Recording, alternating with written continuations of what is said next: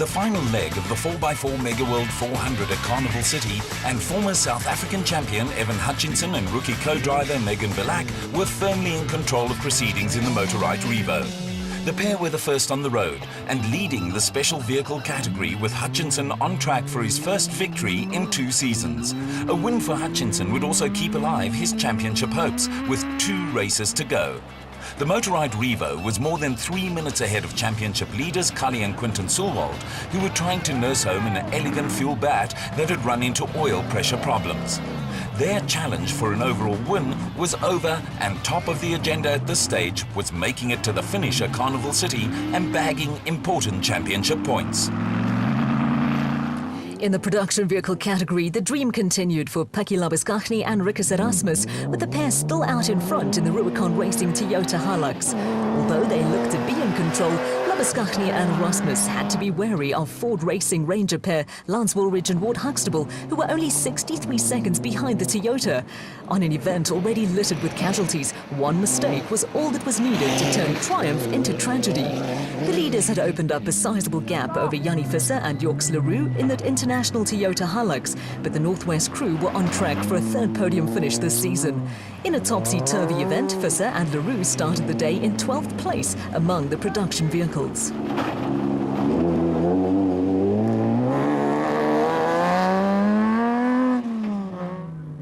Production vehicle championship contenders Mike Whitehouse and Matthew Carlson recovered from a dodgy Donaldson prologue to slot into a solid 4th place in the X-Factory Regent Racing Nissan Navara. There was plenty of support for the Regent Racing team, with the PHB bat of Class P leaders Marius and Yolinda Ferree sandwiched between Whitehouse and Carlson and the 2nd Regent Racing Navara of Terence Marsh and George Smallberger. It was another trademark performance from Marsh and Smallberger that kept alive their championship hopes after the pair started 33rd on the road and 18th in the production vehicle category.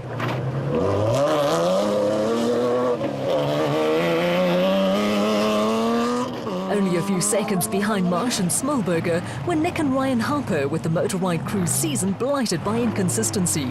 Solid results have been followed by disappointing non-finishers, and they went into the race in a 3-way tie in the championship, 50 points behind leaders Cully and Quinton Sulwald.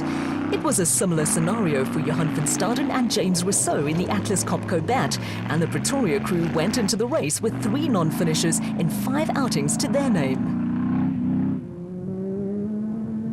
Behind the top 5 cars in the production vehicle category, there was a little cameo performance from Hugo and Jaap de Bruin in the Mickelin XL Toyota Hilux, and championship contenders Thomas Rundle and Jean Moore in the Baden Tyres Services Nissan Navara. Rundle and Moore were desperate for championship points, but a late puncture hampered their efforts to catch the de Bruins. Try as they might to make up the deficit in the closing stages, Rundle and Moore finally ended up around 30 seconds behind the Toyota Hilux. For many pundits, the drive of the day came from Graham and Vivian McLachlan in a car that was winning races for Franz Czepek Senior and Junior in the 90s.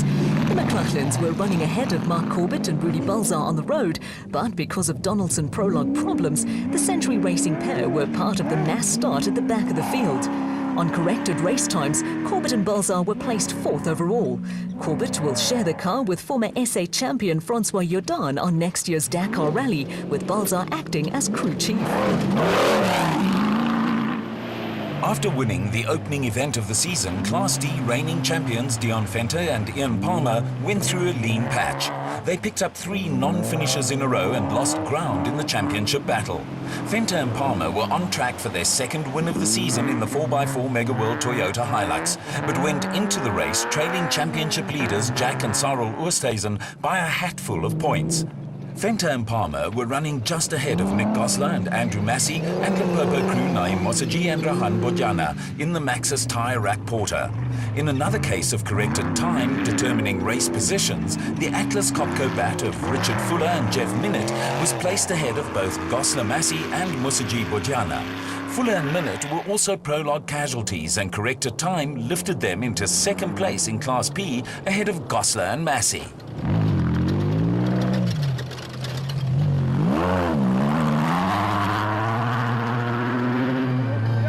Some of off-road racing's unsung heroes run towards the back of the field, where some sterling performances sometimes go unnoticed. This was just such a case, with Dirk Putter and Koos Claessens still firmly in control of Class E in the Sizwe Toyota Hilux. The pair won the Donaldson Prologue and carried that form through into the race, where they had hardly put a wheel wrong and had built up a lead of nearly an hour over their closest challengers. There was a little low flying down on terra firma, but it had not been a happy event for Class P Championship leaders Archie Rutherford and Mike Lawrenson in the Regent Racing Jimco. They salvaged championship points, but for them it was a weekend to forget as quickly as possible, and the father and son crew of Herman and Vichard Zulwold were in the same boat. Struggling a bit. We first had some problems with punctures. We had about 3 punctures, and now we've just had a failing on our rear suspension mounting. So it's not great for the championship. We really were hoping to do well on this race, and we were running strong right at the start. So it's very unfortunate. We're not happy. That's off-road for you, unhappy but still smiling. There were also smiles for Jack and Sarel Oosthuizen, who maintained a 100% finish record this season and consolidated their position at the top of the Class D Championship. Persistence had paid off for Keith and Andrew Macanetti, who ground out the Class B win ahead of the father and daughter combination of Gutsia and Sandra Labuskaghni in the race on Ixaco. It had also been a long day in the saddle for Bloemfontein-based pair Gerald Leroux and Walter Hickley in the Rubicon Racing Ford Ranger. They claimed second place in Class E and were just under an hour behind winners Dirk Putter and Koos Claessens. If nothing else, Class E crews are a stubborn bunch, and Deirdre Hatting and Bux Saliers stuck it out to claim the final podium place in Class E in the Transcore Toyota Hilux. They were more than an hour behind the leaders, but refused to throw in the towel. When it comes to perseverance, veteran Wolf-Peter Fumfai is also at the front of the line. And once again, the veteran former champion stuck it out to the end in the single-seater WPP he built himself.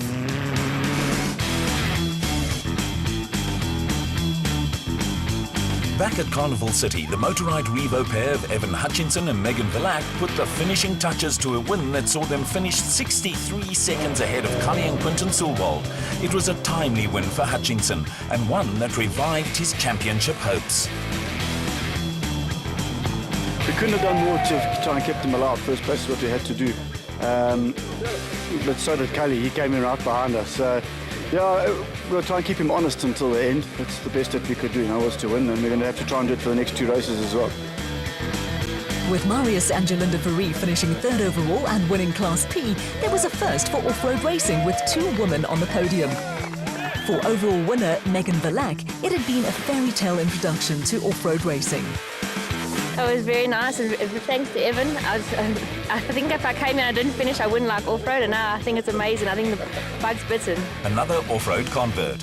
But for an old hand like Kali Zulwold, there was a touch of relief with the elegant fuel bat having to be nursed home over the last 70 kilometers. Very happy with the result. We are really glad, and it was a tough race, and we're very happy to be here at the finish. We had a little bit of a problem with a flat on the first loop.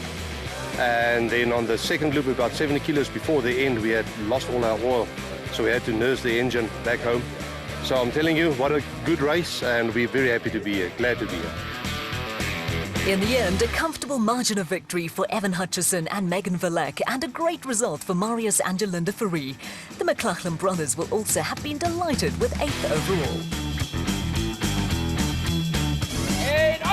The Rubicon Racing team and supporters were lined up to pay homage to Pikkie Labuskaghni and Rikus Erasmus as they brought home the Rubicon Toyota Hilux for a famous victory ahead of the factory Ford Racing Ranger of Lance Woolridge and Ward Huxtable. Dis baie lekker. Ons is in ekstase. Ons het dit nie verwag nie. Ons het maar net die basiese dinge gedoen en die voertuig probeer reël. Race winners Pikkie Labuskaghni and Rikus Erasmus were having only their second outing in the Premier SP class, but the reigning Class P champions are not short of experience. They had a game plan for the second loop of the race and they stuck to it. Ons plan was, toe ons agterkom, ons is voor by halfpad, toe sien ons gaan die tweede lap so rustiger ry en net die pas dikteer soos wat ons gaan. A first podium was an event to savour for Lance Woolridge, who was the youngest driver in off-road history to stand on the podium. Teenager Woolridge is the son of former South African champion Neil Woolridge and followed in father's footsteps and made for a special moment. It feels amazing. I mean, if you had told me before this race, at the beginning of the year, that I would have got a podium in my first or second or third race in SP, I would never ever believed you, but I'm very, very chuffed, over the moon. The form book was tossed out of the window on the 4x4 Mega World 400 with a pair of surprise winners and a couple of standout performances from Class D and Class E crews in the top 10. The Team Spirit Award and a cheque for 5,000 rand to Sunfield Homes went to Bula Boertes and Johan Pretorius. After being forced out of the race, Boertes and Pretorius came to the rescue of Herman and Michael Zulwald when they ran out of spare wheels. The next event on the ABSA Off-Road Championship calendar is the Himman Auto 400 in Bloemfontein on October the 14th and 15th. With championship issues up in the air, the scene is set for drama, so catch all the action on the Himman Auto 400 right here on Supersport, your world of champions.